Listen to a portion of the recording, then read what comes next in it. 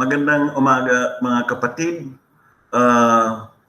Right now, I think marami nang nakakalam na ang ABS-CBN News Channel ay na-terminate sa YouTube.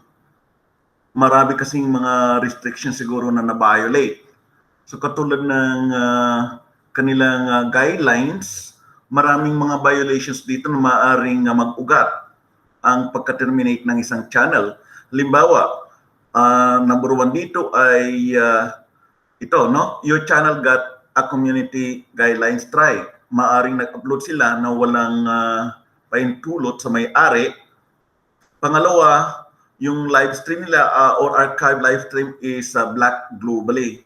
So maraming mga violations na in the global level. Another one is that sabi dito, your live stream or archive live stream gets a copyright takedown. May mga nagki-claim na copyright ownership ang na-live stream nila.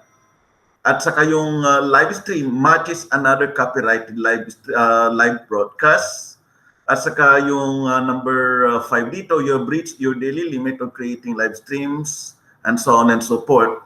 Maraming mga guidelines dito na na-violate. Punta lamang kayo sa may restrictions, makikita ninyo kung saan ang violations ng ABS-CBN. Of course, the ABS-CBN lamang nakakaalam sa YouTube kung anong violations.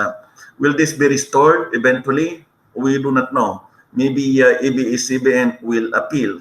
That's the usual process, no? Hopefully, baka maibalik sa kanila ang kanilang channel, the control ng kanilang channel. Yeah, so far, yun lamang po ang aking may ipapahayag ngayon. Salamat.